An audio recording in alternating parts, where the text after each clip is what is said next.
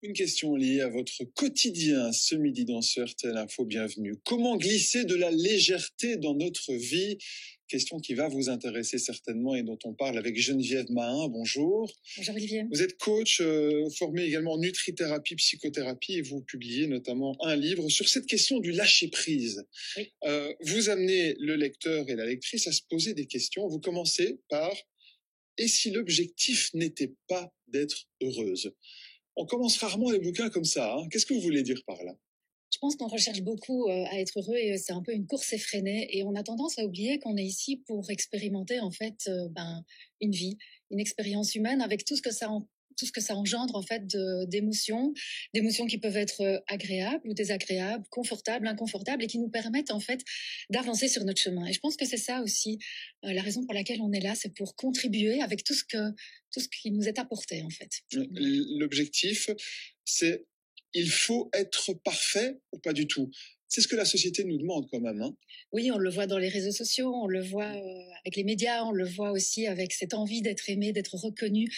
Et puis finalement, si la perfection était ailleurs, si elle se trouvait à l'intérieur de nous, si on était finalement né parfait et qu'on a quelque chose à donner au monde. Et je pense que quand on se prive de donner, parce qu'on manque de confiance en soi ou parce qu'on est un petit peu limité, eh bien, on donne pas tout ce qu'on peut et on n'illumine pas comme on le peut le monde. Et donc, c'est ça que j'ai envie de partager dans cet ouvrage. C'est un petit coup de boost et en même temps des paillettes. C'est de pouvoir amener de la bienveillance et en même temps aussi de l'énergie, de la légèreté. La confiance en soi, à dire c'est facile, à apprendre c'est plus compliqué et c'est notamment l'objet de votre bouquin. C'est quoi? Pas à pas, petit à petit, c'est pas un matin on se lève, ça y est, on a une full confiance en soi. C'est progressif. Hein. La confiance en soi, c'est une émotion que l'on va ressentir, qui va arriver, puis qui va repartir. Et plutôt que d'être une recherche, ça peut s'exprimer, ça peut se goûter à chaque moment dans ce que l'on fait, dans comment on partage, dans comment on contribue, dans comment on est en relation aussi avec les autres. Et donc oui, c'est pas à pas. Et puis il y a des petits trucs aussi. On a l'impression que c'est très haut et qu'on n'y arrivera peut-être jamais. En tout cas, moi, pendant longtemps, ça a été le cas. Et puis finalement, non, c'est comment on peut goûter jour après jour à ces petites choses-là. Vous avez des exemples de petites choses qu'on peut faire ou auxquelles il faut faire attention pour se sentir un petit peu mieux aujourd'hui ou tout à l'heure, dans une heure? Déjà, moi, en tout cas, ce que je trouve le plus important, c'est les liens qu'on peut tisser avec les gens. Rien qu'un sourire aujourd'hui, en arrivant jusqu'à chez vous, jusqu'ici, j'ai pu avoir l'occasion de parler à certaines personnes, de sourire. Et en fait, ça vient nourrir un peu ce qu'il y a à l'intérieur. Ça reconnecte en fait les différentes parts de nous. Ça nous permet beaucoup plus de fluidité dans notre journée. Je trouve que ça amène un plus. Et comment est-ce qu'on fait pour bien l'intégrer? En effet, on peut avoir des relations, on peut sourire, rire, et puis on passe à autre chose. Comment est-ce qu'on fait pour en profiter, pour que ça nous soit bénéfique? Alors, je pense qu'une des pistes, c'est le corps. Bien entendu, on est souvent dans le mental, on saute d'un truc à l'autre. Ça peut être intéressant juste de pouvoir sentir les sensations que l'on a dans son corps, de pouvoir ressentir et prendre un petit peu le temps. On parle beaucoup de pleine conscience. Peut-être que simplement être dans l'instant, peut-être juste jouir de ce qui est là, c'est une des pistes qui nous permet justement d'intégrer et de ne pas passer d'un truc à l'autre. Alors, dans votre bouquin, c'est pas mal de petits conseils au jour le jour. Dire, tiens, aujourd'hui, si tu te sens pas bien, va regarder la vidéo d'un humoriste pendant 5 minutes et tu vas rire. Quand on le fait, ça nous amuse, mais on n'y pense pas forcément. C'est un peu aussi ça que vous essayez d'instiller?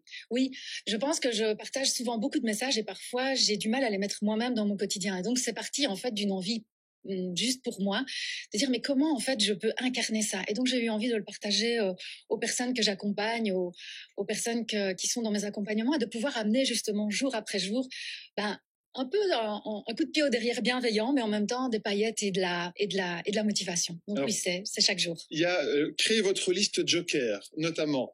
Donc tous les moments qui sont où on est un peu difficile, un peu pourri, alors on va une liste Joker. Donc appeler une copine, écouter une chanson qu'on aime bien, se forcer à sourire, planifier un moment, préparer des energy balls à manger, regarder un sketch ou bien alors faire une sieste.